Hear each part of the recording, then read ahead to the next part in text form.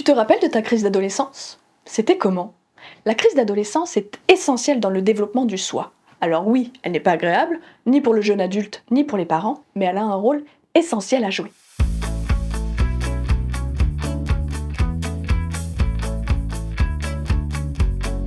Que se passe-t-il à l'adolescence? Alors oui, les hormones se mettent en action et chamboulent les émotions et le corps de nos petits chouchous si mignons.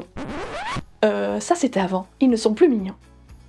Mais psychologiquement, que se passe-t-il? Si je caricature, c'est un peu comme si l'enfant essayait de dire « Merci maman, merci papa pour cette éducation, moi je vais prendre ça, le reste ça me plaît pas, j'en veux pas. » Soudainement, notre petit bijou d'amour angélique a décidé qu'il était assez grand pour diriger sa vie, qu'il était prêt pour l'autonomie. Il se transforme au passage en démon sur pattes mélangé à une huître fermée à double tour. Mais le secret c'est quoi? En fait, non, il n'est pas autonome. Le côté positif de cette volonté que l'on a de prendre la responsabilité de sa vie à l'adolescence, c'est que c'est une étape essentielle pour devenir adulte. Si on n'est pas responsable, il y a des impacts sur la vie. On peut par exemple attendre que quelqu'un d'autre fasse les choses ou décide pour nous, donc on laisse le pouvoir aux autres sur notre vie.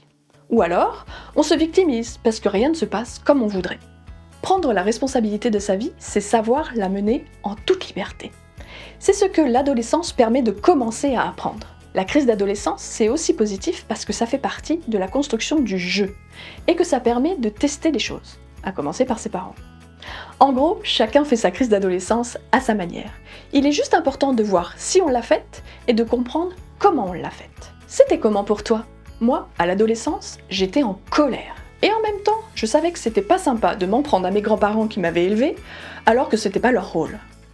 Tiraillée par ma colère, je m'enfermais dans ma chambre. J'écoutais beaucoup de musique et j'avais créé une sorte de monde parallèle avec mes copines. Ça me permettait de m'échapper. Aussi, j'avais adopté un comportement de l'ordre de « Venez pas me parler, sinon je vous envoie bouler ». C'est passé avec le temps. Que se passe-t-il si je n'ai pas fait ma crise d'adolescence? Je reste en position passive de ma vie, je ne prends pas le lead. J'ai loupé une étape de la construction de mon ego, de mon jeu, donc j'ai du mal à savoir qui je suis, ce que je veux.